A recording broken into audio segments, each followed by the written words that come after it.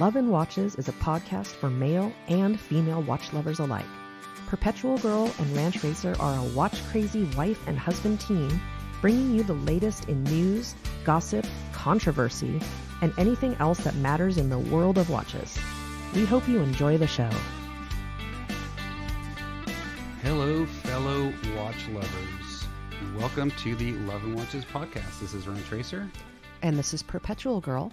And we are recording episode 22 this week. Last week was a really fun episode. We had Anthony from, who's also known as the No BS Watchmaker, and we've got a lot of good feedback on that one, so we're really glad you guys enjoyed that episode. Today we're all over the place, aren't we? Yes, and we both have the flu. We do. We might sound a little down. We both have the flu. We had the flu while we were on vacation. Yeah, and cut it short. We're going to try our best to mute microphones if we're coughing and not subject you guys to that. As I clear my throat. But yeah, it actually forced us to come home from Vegas a few days early, which was a bit of a bummer, but we still had a good time, and we're going to talk about Vegas, and we're going to talk about some watch shopping experiences. Yes. Which I think is going to be really interesting. What else do we have on our topics list today, PG? Well, while we were there, once we got bedridden, we were doing a lot of Instagram surfing, and there was just so much on SIHH, the show over in Europe, and it was just kind of like overwhelming amount of photos. And we'll talk briefly about that. We're also going to talk about watch reviews and what you read and see on social media and on websites. You'll see what we mean when we get to that topic. Does that have to do with a recent article that we read about? It does in Watch Pro, yeah. And then we're going to talk about, let's see, you put 2D versus 3D. So basically what a watch looks like in person versus what it looks like on a website, right? In two dimensions. So I'm going to talk about that. Might touch a little bit on glycine. They've been in kind of at the forefront these days, especially on mass drop. So we're going to talk a little bit about glycine and what's going on out there. I think it's probably about it. So I've got some housekeeping items that we need to go through. The first one, and we've been telling you guys for months now to tag us on Instagram, use the hashtag Love and Watches, because there's going to be something special coming for those that get regrammed, and this is it. So we're announcing it today. We'll probably announce the winner on next week's show, but basically what we're doing is we're taking everyone that got regrammed in 2018, and we didn't start it till late 2018, so this was your best chance to win something because you don't have a lot of competition. We're just going to basically draw a name out of a hat. But we got a couple really fun giveaways. So the first, and these are related to our two latest guests that we've had on the show. So the first item that the winner is going to receive is a signed copy of 100 plus No BS watch tips from Anthony, and that'll be a signed copy. And then Terry from Toxic NATOs is throwing in a NATO strap, some extra spring bars for whatever watch you intend to put that strap on, and then one of his really cool strap changing tools. So very fun stuff. And again, this is your best chance. So we're probably going to do this like every 6 months. So we'll do a first half 2019 winner and then a second half 2019 winner. But yeah, we started late, so this was your best shot. So those of you that did start tagging us and using the hashtag, good job, because now you're going to be in for this drawing, and there's not that many of you. So, and we've seen some really beautiful pictures. There's a lot of good photographers out there, and I know some people are using their phones, and it's pretty cool to see the quality. So yeah, we really appreciate you guys tagging us. Work on those photos. They're really fun to watch, and it's fun for us to go through and pick and regram. And we've had everything. I mean, this week we had a beautiful Rolex Datejust that we regrammed from a follower in Norway, and we've regrammed some Invictas and some other stuff. So it doesn't matter what kind of watch. Some Citizens. Just, we're looking for photo quality. We like interesting watches, different watches. We've done some of those. But yeah, just remember to do that, because it's not much work and you have a chance to win something. So I'm excited because both Anthony and Terry have very graciously donated these first gifts for this first drawing. They're really nice guys. They were so much fun to talk to. They were a lot of fun. I had a lot of fun bringing those guys on the show. So again, we'll be announcing the winner on next week's show, and then obviously on Instagram as well. We will be letting the winner know beforehand, so you don't get surprised. So that's that. SIHH. I don't know about this year. It was... To me, it looked like brands are trying to reinvent themselves. And of course they are every year. I hope you can hear me. Yep. I sound like a mouse. I'm guzzling my tea with honey. So, of course they're reinventing themselves every year to some extent. But this year just seemed like some manufacturers got way, way, way far away from their core competencies. Yeah. Like...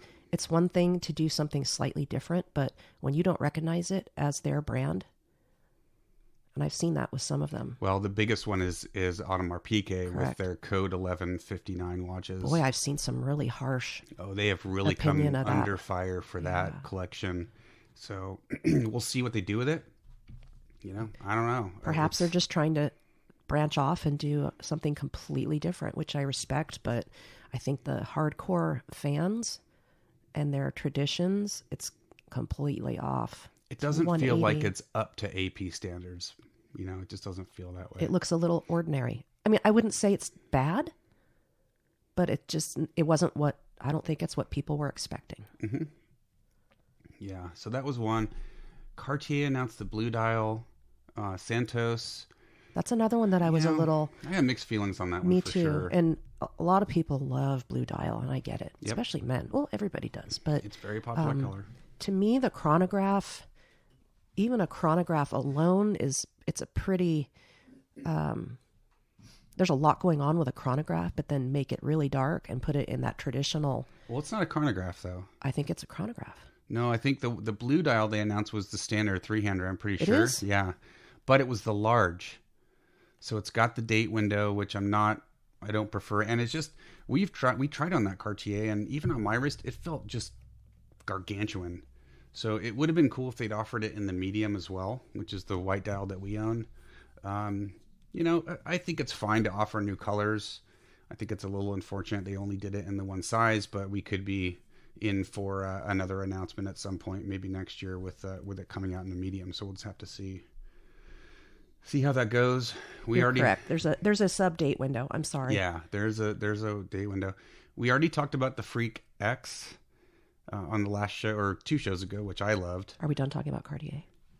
I think so. Oh, I was just going to say that. Oh, when I think of Cartier, I think of that pure white, that beautiful snowy backdrop, and the simplicity of it, and the almost tradition, like porcelain-like dial. Yes, and the tradition, and when I see blue, that's very modern. So I see that they stay with the Santos is there has such a legacy that I think changing it's like, don't break it if it's not, don't fix it if it's not broken. I kind of agree. Yeah. And that's all I need to say. I think the drive would have been do they make the drive in a blue? Maybe they already make the drive in a blue. Although I don't think they do.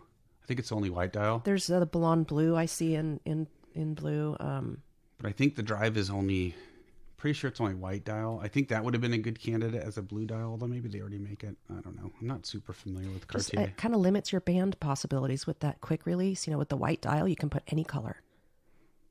Yeah, that's true. Now, if it were black, maybe, but blue, you've got something that's competing on the color wheel. You're going to do brown. You're going to go, white and black are your shades and your tints. So when you start talking about colors, you can't, you got to be careful with what you're pairing with it as far as color theory. Yep, for sure. That's just the artist in me.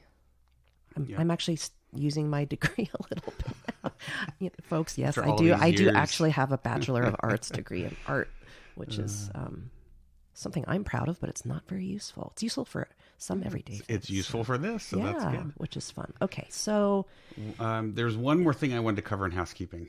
I'm just going to cover it really quick if you're cool with that. Are we done with SAHH too? I think so, unless you have any other watches you wanted to talk about. You had mentioned the Freak. Well, I talked about the Freak X 2 shows ago because that's now on my list. And I got to try on the real, the full-blown Freak. Like your Grail that you would probably never buy list? Yes. Yeah. And then I tried on its bigger brother, that the original Freak in Vegas, and that was so cool. That was at the Hublot store, correct? Oh no, that was with Caron. Yeah, that was with Caron. Okay. So the only thing I wanted to mention really quick, there's something that came out, I don't know, a couple years ago, called the Watch Fast. If you guys seen anything on Instagram or heard about it anywhere. This is in your craw, huh? Well, I don't know if it's really my craw. I just want everyone to understand where that came from. So that, and I went back and looked as far back as I could, and the earliest references I see to this, and first of all, what is a watch fast? Basically, it's wearing the same watch for an entire month. Now, if you only have one watch, that's not a challenge. But if you're a watch collector and you've got lots of watches and you wear a different watch every day, or you might even wear multiple watches in a day, it is challenging. It's not easy. I've done it. PG's done it. Are there some rules involved as well? I believe you can change a band. It's not official. We'll have to ask them, but it's not official, I don't think. But really where that originated was with our good friends Mike and Kaz of the Two Broke Watch Snobs podcast. Hi, fellas. Hey, guys. They came up with it. It's a fantastic idea. It's a lot of fun. So if you see it, if you're using the term, if you're going to try one, make sure to give them a call out. Tag them. Just call them out for this, because that was their thing, and they deserve credit for it. So, and I think Kaz, man, crazy man, he's doing a watch fast with no watch. He's trying to go a month without wearing a watch. The anti-watch fast. It's almost like the anti-watch fast. Yeah, I couldn't do it. It feels weird physically. I mean, if I have a watch off my arm for 5 minutes, it feels weird. Like I got to get a watch back on. So now, what brought up the topic? He's a brave man. What brought up the topic? Oh, I don't know. I guess there's been I don't know if it's another podcast or someone on Instagram. I don't know if they were someone trying to. Yeah, I don't know. But for me, I just take ownership of that. If someone comes up with something that catches on, like Watch Fast has, I don't like it when someone else comes along and tries to claim credit for that. So it'd be like someone trying to do like Speedy Tuesday or anything that Yeah, like Fratello, that's Speedy. A lot of you guys may not know the whole Speedy Tuesday hashtag that was created by Fratello, and some people may not know that. So, it's always good to try to give credit where credit is due. So anyway, I don't want to spend any more time on this. I just wanted to put it out there. I know we have a lot of common users, so you guys may have heard Kaz mention this on their show. If you don't listen to their show and you like to laugh and you like watches, definitely check them out. It's my favorite podcast, just perfectly honest. It is my favorite podcast. I love listening to those guys. It's not rated G, so it's not a family show. Just a little warning, but if you're you're driving, if you're in your commute, you're by yourself, you love watches, you want to laugh, listen to Two Broke Watch Snobs, because those guys have me rolling on the floor all the time. They're obviously very intelligent. Oh yeah, and they're both great guys, and as I've said in the past, they were an inspiration for us to start this podcast, and we're a big help, and we love those guys. So anyway, definitely check out their podcast. As you can hear, I'm stirring my tea. Yeah. All we do is drink tea, which has been kind of a nice tradition in the afternoon. Helping. Yeah, to our English and European friends. And I'm using my little Swedish fika tray. Our friends in Northern Europe will understand what that is. So I've actually got a real teapot filled with hot water. So we've been being sick at the same time is really tough. Oh, so man, we're kind of trying to be each other's cheerleader and not get into the competition of who feels worse, because we've got animals that depend on us. So, but I think today is a turnaround. So Today seems I feel to like be we hit bottom, and now we're yeah. starting to climb up. I hope. Hit Although bottom. sometimes there's like a false bottom where you think you've hit bottom, and then the next day it drops again. So we'll see. I pulled up all these Cartier watches on my iPad, and oh my gosh, I'm kind of mesmerized by how many models they have. Oh, and, yeah. and they do have a diverse collection of watches, but the white is just stunning, and even their chronograph is beautiful. But I'm noticing that the brand new blue dial, large Santos, is a sunburst dial too. So I mean, it's just kind of like different. Very it's different. like I just think of Seiko when I think of dials like that. I don't think of Cartier when I think of a vivid sunburst. But not to rehash old things. No, that's fine. I'm gonna go back to my show notes here. So we got lots of show notes. So we should probably jump into the wrist checks. Okay. Do you want to take that? Do you want to go first? I can go first. Okay. Let me pull up some more notes here. This is a watch I've worn before on a podcast, and I had a different watch on this morning. I had that Stellaris That's a fun Electronica thing, which is really neat. You got that? Transistorized. Yeah. Which is actually battery driven, but it's a mechanical movement with an actual balance wheel. It's pretty cool. I did a video on our YouTube channel, so you can check it out. And this watch is another unusual movement. It's the Dan Henry 1964 Gran Turismo chronograph, and it is a mecha quartz. So that's a mechanical chronograph, but it's driven by a battery and it's a quartz. Yeah, so the underlying movement is a quartz movement, but then they slap a mechanical chronograph on top. And so it resets like a regular chronograph and stuff. It snaps back. And I actually, last year, and you did a review in November of last year on the website. I did a review in 2018 on this as soon as I got it. And it was my very first review. Yeah. And it's not a long review, but it's a down and dirty, really easy read, and kind of from a woman's perspective, which isn't a lot different than a man's perspective when it comes to this watch. So probably not, but it's for anyone that has a smaller wrist. You know, because you're coming from that perspective of having a small wrist. And a fella in our Red Bar group, Paolo, he has this watch, and he's not a giant guy. No, he's got small wrists. Yeah, he's super cute, and he wears this watch, and it looks really nice on him. So he and I have fun trying on each other's watches because our wrists are almost identical size. He's gonna like your new one that we're not gonna talk about today. Oh, that's we'll talk about that later next week probably. Yeah. So super cool watch. So I did a review on this. And I put my own photos in there, and I don't know if anyone even knows it's there. Well, we're still. I haven't gotten any love from anyone. We don't do the SEO thing really good. The search engine optimization. I just don't understand all that stuff. We're down to earth beginners, and we are. But so we're the website traffic's starting to build. But if you guys are interested in a really cool, really affordable chronograph, and you'd like to get a slightly different perspective on it. Definitely go to loveandwatches.com and just search for Dan Henry, and their review will come up, and you can check it out. And it's not a long read; you can get through it in just a couple minutes, probably. We try to make our reviews pretty compact because we know everyone's running a million miles an hour. So it's such a pretty watch, and it's got the grains of rice band. I know a lot of people call it beads of rice, but it drives me crazy. Technically, call it what you want. I've never seen a bead of rice. Rice is a grain, so I've eaten grains of rice. And even on the internet, it says grains or beads, and grains is technically what the correct term is. Crazy. So it could be just an accepted slang, which I'm fine with that. I think someone started it and it just kind of caught on, and I don't know, but it's a grains of rice bracelet. So that's what the bracelet is. It's very pretty. It's highly polished. The dial is silver. Shiny silver. The subdials are a charcoal, but there's a really nice anti-reflection, which can sometimes give the tint a little bit of a blue color on the subdials. But it's a great looking watch. Yeah, the date is at 4:30. It's not. It doesn't have any like raised surroundings around it, so it blends in really nicely. The indices are applied. I talk a little bit about the shape of all the different applied indices on here, and I really like it a lot. It's it is it's a reproduction of a classic, which is wonderful, and I think it works on any wrist. It was really hard to pick what color I wanted of this watch, and I sometimes wonder if I should have gotten the all silver because that would have made it a little more.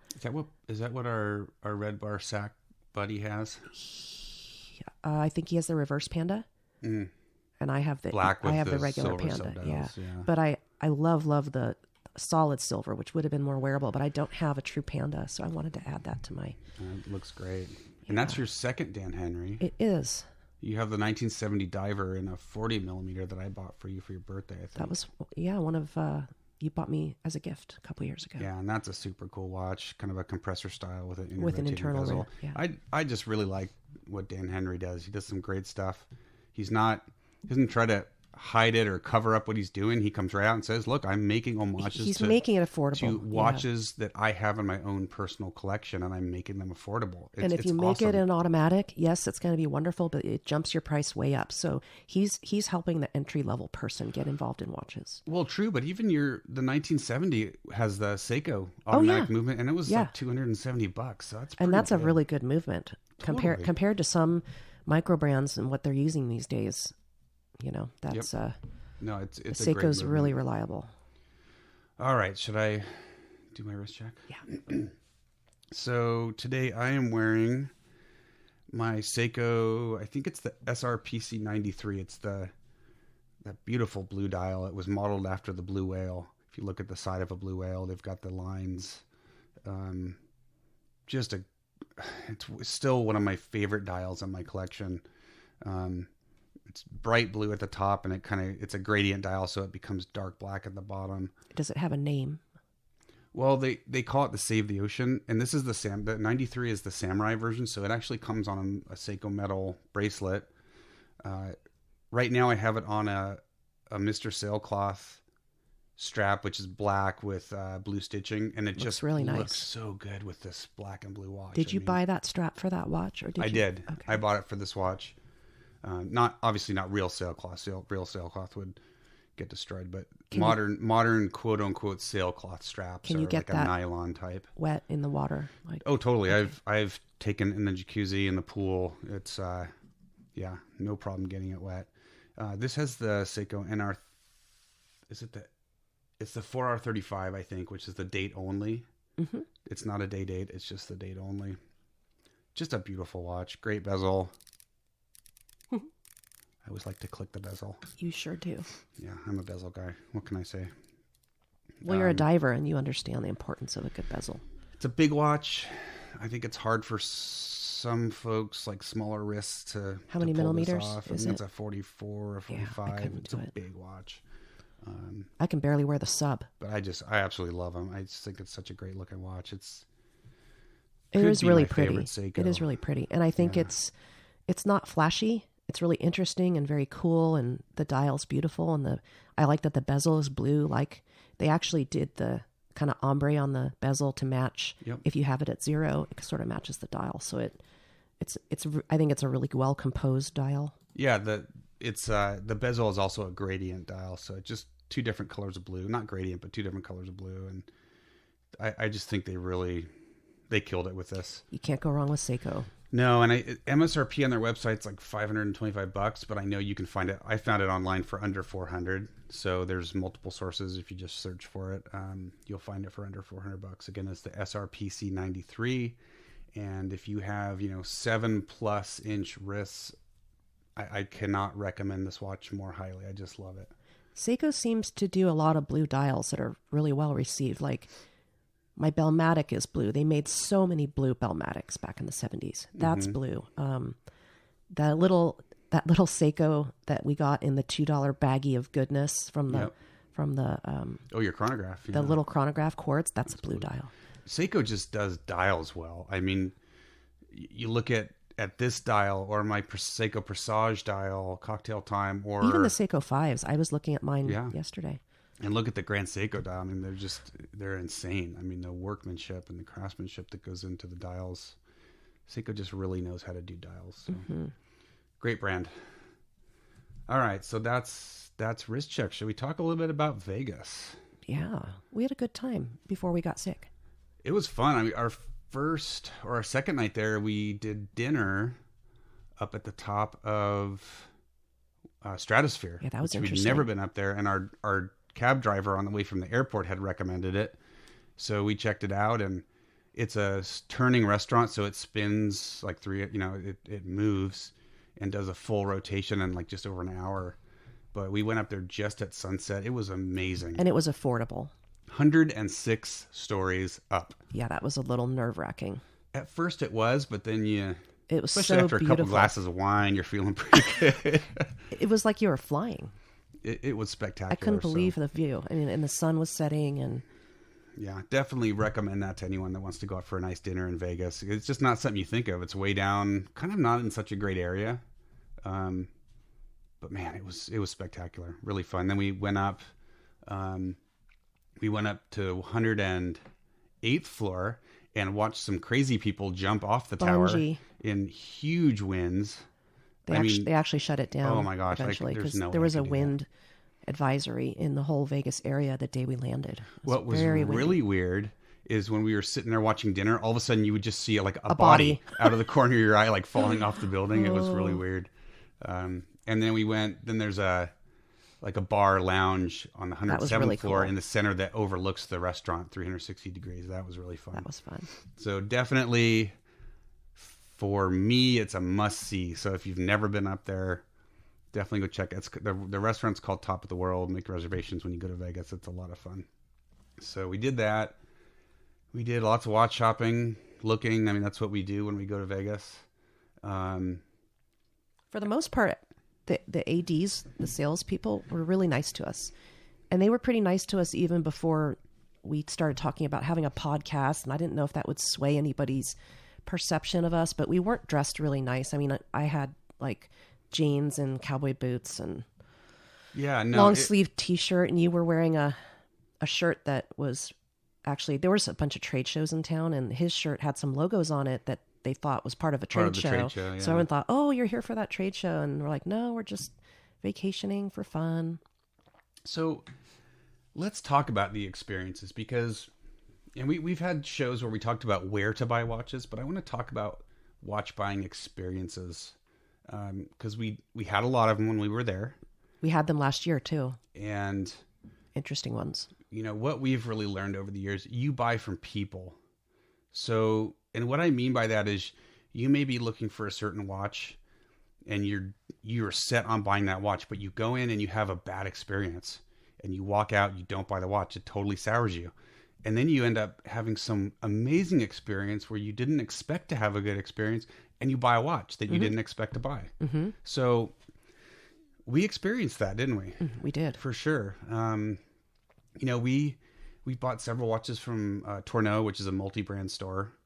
Several watches there over the last year, and not such a good experience this time. I'm not going to go into all the details, but suffice it to say, they had a watch that you had been looking for. Mm-hmm. It was a Rolex Explorer 2, the 5 digits, so the 40 millimeter. And it just wasn't a good experience. And we would have bought the watch, I think, if the experience had been good, but we didn't. We walked out. Well, the sales associate was very nice. Very nice. Very nice. But it just... At the end of the day, they were not willing... They weren't really willing to sell it to us. Yeah, and what they wanted. I kind of felt like they were trying to make me feel like this was some super rare watch, and it's not. They've fallen into the trap. Yeah, you can go into Chrono 24, and there's so many 5-digit Explorer 2s. This was actually the older of them too, wasn't it? But, the older movement. Well, yeah, and this was the older movement, the 3135, I think, and not the 3136 with the longer power reserve, which is more desirable. But yeah, they just... I didn't like being talked to, like trying to be convinced that this was some super special watch and that everyone I should just be happy to pay their asking price, blah, blah, blah. Right.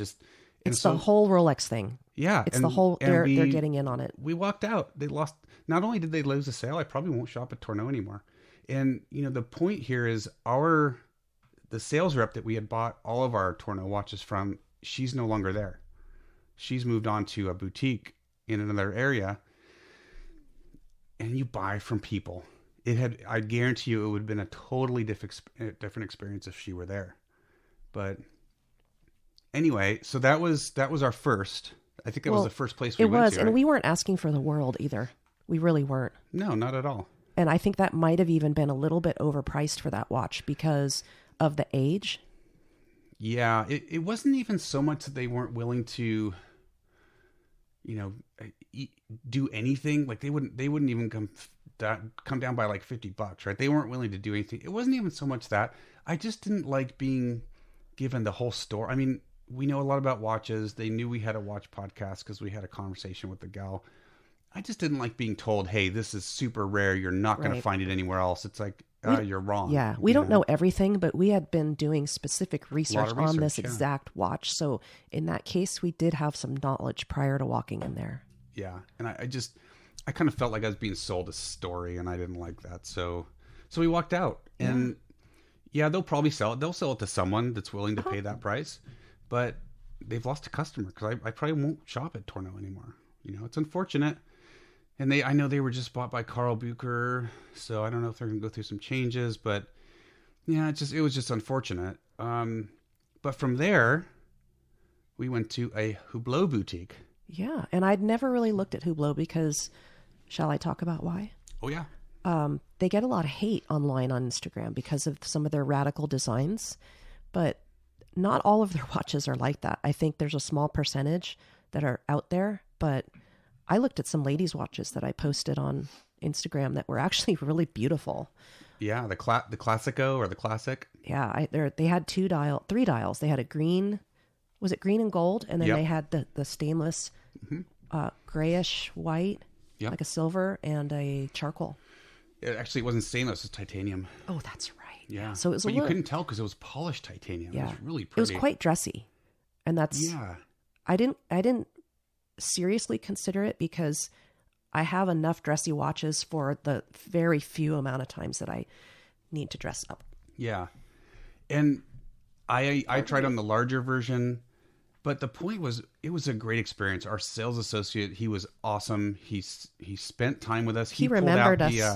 He remembered us from last year right away. No, that's a different guy. I'm sorry. I'm sorry. We went to so many places. It was the first time we met him. But he pulled out the La Ferrari, which is like a $375,000 watch. I'm like, do you think you pull that out? So I just want to try it. He's like, oh, totally. Walked in, pulled it out. I mean, no, not even a second thought, right? Knowing I was not a buyer. I wasn't going to buy this thing. Yeah, you had said that sometimes like the San Francisco ADs won't even let anybody try it. One of our listeners had DM'd us and said that they had tried to try it on in San Francisco and they wouldn't allow it. So he probably won't ever go back there, right? Right. It's just, it's ridiculous. Well, and in Las Vegas, we talked a lot about this to the ADs that we spent time with, and they said in Vegas, you just never know. You never know what anybody is intending to do or what their status is. Like the story he told us about that little boy who came in and asked about a timepiece. Oh, we'll cover that when we get to to that store. But yeah, that's a great example. But I wanted to talk about. I won't tell about it yet. Then. So bottom line, Hublot, great experience, right? We didn't buy a watch. We didn't rule it out. You know, you were looking. You really liked it, and it was pretty. It was on the list. It was something that could have happened. We didn't rule it out, but we left Hublot. We went to a couple other places. I think we went to a Blancpain boutique just to look at those. They're out of our price range anyway, so it wasn't something we could afford. Really pretty. They wouldn't let us even touch some stuff. Oh, all behind glass cases. They didn't offer to take anything out. It was like a museum. Yeah, it was definitely very high end in there, let's just say. Well, and we went in and tried on the JLC Moonface. Oh yeah, we went to JLC. I'm looking for a Moonface. They were very nice. Very nice. Sweet. Oh yeah. But I felt the hard sell in there. Like, you should buy it today. Buy it today. Come on, you could walk out with this. And I didn't like that. I don't like the hard sell. And that's a super dressy, but it was beautiful. It was a manual wind reverso. Yeah. And the flip side was the dark color with the moon phase. It had diamonds. No. It was very Art Deco and grains of rice bracelet. Beautiful. But I can't even count on one hand the amount of times I would wear that in a year. Yeah, because we just don't go to those. Maybe a wedding, but we're at the age where people aren't getting married anymore. We're at the age where people are dying. Oh, stop. I was going to say that, but I didn't want to be macabre. Yeah, we're not really at the age where we're going to weddings anymore. People are buying RVs at our age. Once our nieces and nephews grow up, so we got another 20 years before weddings start up again. So anyway, the next one we went to was a boutique that we had targeted. Because you were looking at a specific watch, and that's the Panerai. Oh yeah, the Luminor Duo 38 millimeter white dial. So we went to the Panerai boutique. They had it. I wanted to see it in the flesh because I had seen it online, and I liked the watch, but it didn't have the sandwich dial. Right. It had a flat dial, and it looked a little cheap on the photo. And then you tried it on. I tried it on. It looked better. You loved it. Yeah. And you would have walked out with that watch if the experience had been good. But we just felt like... I felt like the person who helped us was bored. He was bored, like we were wasting his time. Yeah, he just... I don't know if he judged us because I walked in with a sweatshirt and jeans. And I honestly, I don't know. But you can never prejudge people. We've talked about that before. As a salesperson, you can't ever do that. And so the bottom line was... we walked out. We didn't buy the watch. And that's a watch. If it had been a good experience, I guarantee you'd have bought that watch. You'd have bought it. I'm finding that some of the brand new watches now, the dials look a little bit playful and cheap to me. Like when I think of the Panerai, I love, love, love the sandwich dial. And there's collectors online that have these stunning watches that they have a certain look. And this new model didn't quite have that look. The white dial. You tried the black dial too. I liked the black dial. Gray dial. It was a little harder to read. But it had the sandwich. Yeah. It was really pretty. But the white, it was really casual to me. Mm-hmm. But I still liked it. I loved the size. It was easily really an everyday nice. watch. It was big enough to be Panerai, but it was small enough that it didn't look like I was wearing my dad's watch. Yeah, exactly. Big, giant, like I was playing dress up as a kid. So, yeah, because I don't want to have it hanging over the edge, the lugs. You get to a point where it is too big. Yeah. But so we walked out of there. And that's okay because we wanted to see. Mm-hmm. So I think it was the next day. We went to the shops in the Venetian canal shops. Oh, I love that place. It's fun. We went to a store called Horlogio, which we had never bought anything from, but we had met the manager when we were there for Couture, when we had stopped in. Really nice, polished Fantastic guy. Really just a great guy. So we basically went back just to say hi to him, right? And just to, check out some watches, but no plans to buy anything. He remembered us right away. Mm-hmm. Where did you buy your watch in Vegas? I bought my watch from him. Yep. It was, it's just... And something I didn't think I would buy. No, and they kind of, it runs the gamut. They have Longines, they have Frédéric Constant, they have all the way up to Blancpain, Frank Muller. Tag. Grand Seiko, they've got Breitling, Glashütte Original, they've got some pretty high-end, Girard Perregaux, Omega, they got Zenith. A lot of brands. Zenith. They have the Zenith El Primeros, which are gorgeous. Yeah, so they've got, from kind of entry-level Swiss up to some relatively high-end Swiss watches. But he's such a warm and welcoming guy. He remembered us from back in May when we were there. Yep. And you said, I'm looking for a moon phase. And you started going around. And long story short, you bought a moon phase. I did. And it was it's coming tomorrow. I was really surprised at the price because even the one with the diamonds on it was the one that was decked out with bling bezel was still less than that used old Explorer in the Torno. So the one I bought was much more affordable than I thought it would be. And you can get it gray for a lot less, but I wanted the factory warranty on this. And it's just the experience. I mean, it was such a good experience. There was no hard pressure sell. We were trying all kinds of stuff on. It was just an enjoyable experience. And he told us the story, which you had already mentioned, about the kid. Oh, yeah. Tell the story. Where he had a young kid came in. I mean, I don't know. He said he was 14? 14 or 15, something like that. And he said, what's your most expensive watch? Timepiece. He said, timepiece. He said, can I see your most expensive timepiece? And the sales rep, who was pretty new, I guess, he rolled his eyes. He said, oh God, not again. And the kid left. He stepped in and started helping him. And he told the associate to go wait in the back room. Long story short, the guy got fired. Mm-hmm. On the spot. What happened was the kid's dad did come back, luckily, and ended up spending like $75,000 in there. On a wall, yeah. And the guy missed, not only did he lose his job, he missed out on the commission. You just never know. You just never know. Treat everyone the same. If you're in sales, you got to treat everyone the same. That's any lesson in life. You treat everybody how you want to be treated. Yeah, and it was just really, it's unfortunate the guy blew it, you know, and luckily they didn't lose the business, which was great for our buddy who's the store manager there. But you know, I think that the moral of the watch shopping story is that you don't always know where you're going to buy from, and you don't always know what you're going to, even though you may have something in mind. If you go in and you have a really bad experience, you're probably going to walk out. You're not going to feel good handing over your hard-earned money to someone who could care less about you, doesn't want to spend time with you. You know, it's makes a big difference. Well, and when they're not, if an AD is pushing for you to spend more because they want you to spend more, he wasn't pushing me to spend more. He was correct. He was just helping me look for things. And I got out of Vegas for a fraction of what could have thought. happened. Yeah, exactly. You did. Which, that makes me happy. No, it was such a pleasant experience, and they're shipping it to us tomorrow. It gets here tomorrow. No tax, which is awesome. So we saved quite a bit of money there, and it just ended up being such a great experience. Yeah, you know, I never thought I would pick that brand either. It's a dressy brand, but it's a 38. 38. Mm-hmm. Well, and he also walked us downstairs to their super high end store that has like Breguet, he walked all the way Vacheron, down with us. Patek. It's got Greubel, Forsey, some really high end stuff. You just for fun, you tried on that Breguet. Oh, the like Reine de Naples, or something crazy, but 37 grand. That's all that stuff was so dressy though. It just didn't. Even the IWC was too dressy. The other moon phase, and it was. I just wouldn't wear it anywhere. It wasn't too expensive. It didn't fit my personality.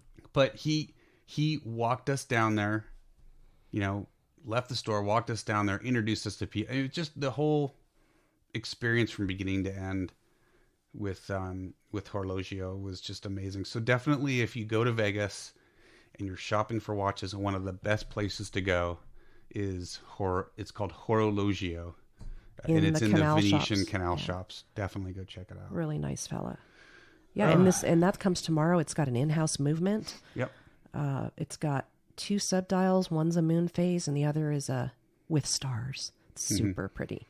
And the other dial is the date. Mm-hmm. So it's a date and moon phase. No second hand, but I kind of like that because it's and I think he kind of giggled a little when I said that. I didn't think he had thought of it, but I always, if your watch doesn't have a second hand, it always gives me more of a relaxed feel. Right. Of checking time. It kind of calms you down. It calms things down because you don't have that feeling that every second is ticking by in your life. Right. Which is kind of a funky way of looking at it, but he also thinks you're crazy for wanting a bracelet on it. I know. It comes with the leather one with strap. The diamonds had a bracelet. It did. Which was kind of I thought there was an awful lot going on that watch for a have a bracelet. I still think that bracelet would fit the one you bought. We'll have to have him check it out for you. I think he was. If the lugs were the same size, we'll have to call and see. I think it was the same identical case. I think it was the same case, just different bezel. So it's a bigger case diameter. However, the lugs might be. Yeah, it was. Oh, okay. You can tell on Maybe my wrist. I think it was a 40. Okay. That was beautiful too, but it had a single window with the moon phase at 6:00 and the date within it around. Yes. But I'm really excited to get that one and talk about it because it was really affordable. And yes, if you really desire it, you can get it gray, and you're missing out on your experience and your warranty. But and some people don't care about that. Gray. Yeah, some people don't care about that, and that's fine. I like to develop relationships with ADs. I just feel good about it. I know they're going to take care of me. It's always good in the long run. It's the same with our Rolex AD here locally. I just know they're going to take care of us. So anyway, that was our shopping experience. Like we said, we came home early. Both of us were coughing and not happy. Yeah. And back in that store, you were looking at that Longines that was like $1,000. The VHP. Yeah, the super accurate quartz perpetual calendar. Which we didn't really get much time to go back and look at that, but that was a really 5 seconds a year. Yeah, that was a really interesting watch where he pulled the crown out and then to readjust, it adjusts for you, so you don't have to send it back to manufacturer for adjustment for date if you. Yeah, so it's a quartz movement, but it's got a little IC in there, and so basically what happens is when you're not wearing it, you pull the crown out, the watch stops. What's an IC for our listeners that don't know? Integrated circuit. So you pull the crown out, watch stops, you're not burning battery time, but then when you pick it up and push the crown in, it's been keeping time that whole time in the background, but using very little energy. So when you push it in, the hands like do their little dance and they go Like and a set to G-Shock. the exact Yep. right time. Yep. So cool. And then you can also adjust it forward and back in 1 hour increments. So if you're traveling, just a really neat watch. I almost bought it. I know. Almost bought it. Well, it's not going anywhere. No, and you can get them online, and that might be when I'd get online, but it's just such a cool. It had a really neat traditional Longines look to it. Yeah. Stainless with the light dial, and it was Blue really dial, pretty. white dial. Definitely, if you guys are into like super high accurate quartz movements, you can probably find travel. it for under $1,000. It's the Longines VHP. We saw it at Couture Time too, but just such a cool watch. I don't remember seeing it at Couture. Yeah, we saw it when we visited Longines. But anyway, so I did look at that. I didn't buy any watches. But, It was kind of all about me this time, which was really sweet. It was definitely about you. Okay, so let's move on to our next topic. We're at 45 minutes, so so the second thing we wanted to talk about. This is related to an article I read on it's a UK based website. It's called watchpro.com.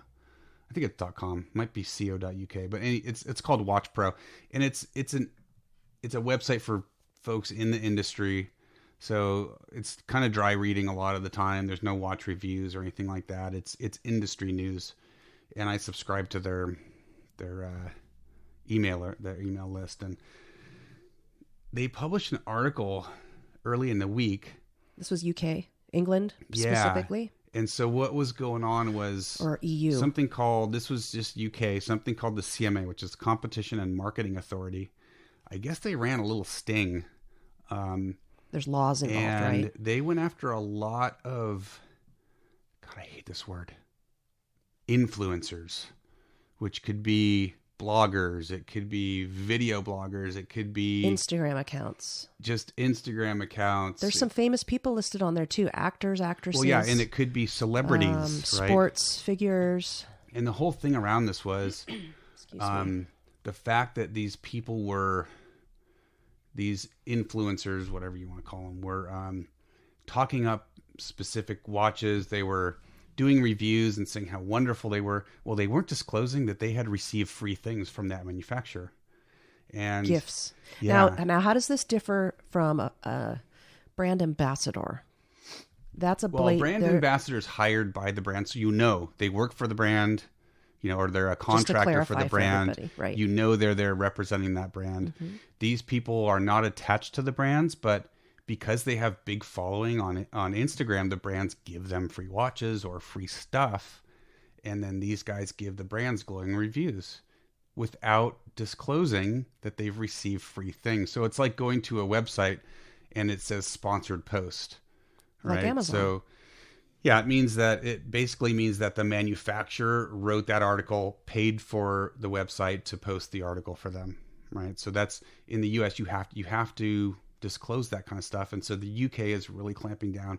And I read this, I just loved it, right? Because from the beginning, when we started this, we refused to take anything from manufacturers. A lot of times they'll send you a watch and they'll say, enjoy it, post it on Instagram and keep it. We won't do it. We just won't keep it. We've always sent it back. We either send it back or we've got one that we're probably going to do a giveaway with, but there's no way to be objective if you're keeping stuff, because then you feel obligated to give a good review. I'll tell you, you know how I feel about that. If I'm reading reviews on Amazon and I see I was compensated with this, for my fair review, I skip that review. I don't read it. I don't either. And most of them now are those reviews. They're like, I know, it's like, does Amazon anybody buy this verified stuff? or whatever. Does anyone buy it? Yeah, they're all getting stuff for free. Sometimes I run across a review that says, I did not get this for free. This is a real review, which is so sad that it's... Yeah, there seems to be kind of a backlash against that now, because that's been going on a while. Amazon's been doing it for a long time, where they give away stuff and then... I don't get stuff from Amazon. But so the point is, so I like to see that UK is clamping down on this, and they've said penalties could be large fines and 2 years in the big house if you do not disclose that you've received free stuff from a manufacturer whose product you are reviewing. And I love to see that the UK is clamping down on this. I think it's great. That would have a huge impact here in the United States, especially in the watch. Well, US is already pretty, You get busted if you don't disclose. Now, a lot of people on Well, I read it's reviews hard to track, online. right? Yeah, how do you there's know so if many someone's not getting millions the of watch for free? people on IG, on Instagram and Facebook and Twitter and all this stuff. The government can't keep up. So a lot of people are still getting away with it. We know that. Well, I can prove that because when we were at Couture, one of the manufacturers sat down and said, "Okay, do you want the rate sheet?" And you're like, No, "What?" she asked me for my rate sheet. And you're like, "What does she that mean?" looked totally bored and yeah. And I'm like, what do you mean? I just want to see apparently your a watches. lot of media, quote media. Oh yeah, they put or their rate sheet down and whatever say, bloggers. show me what you have, and if you want anything reviewed, this is what it's going to cost. And that drives me nuts. We know that's going on. Yeah, and that's not what we're about. It's not what we will ever be about.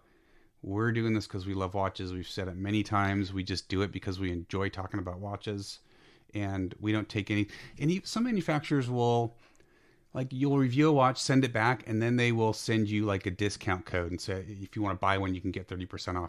So they do it after you've reviewed it because they want to make sure you're unbiased. You're unbiased, which is fine, but I don't even feel comfortable taking the discounts. I just want to pay what everyone else pays if I like the watch.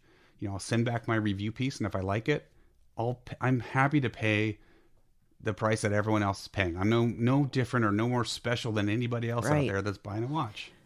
It's there have been a couple watches that we've had in for review that I really wanted to buy, but they should make a way for you to buy it as a used watch because it's clearly been manhandled.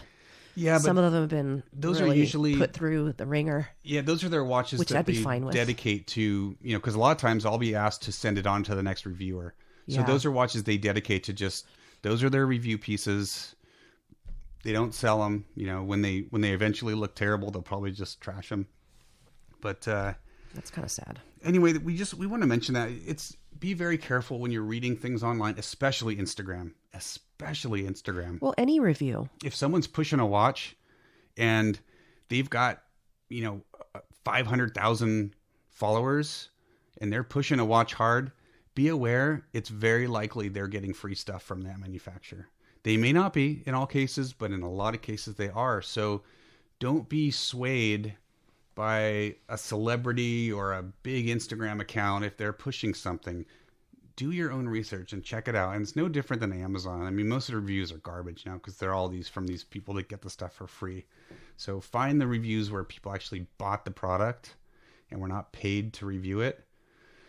And, just do your own research. Be aware this is going on. There's a lot of this going on out there because it's so easy for people to get away with it. Yeah. Well, the brand ambassador thing is a different topic.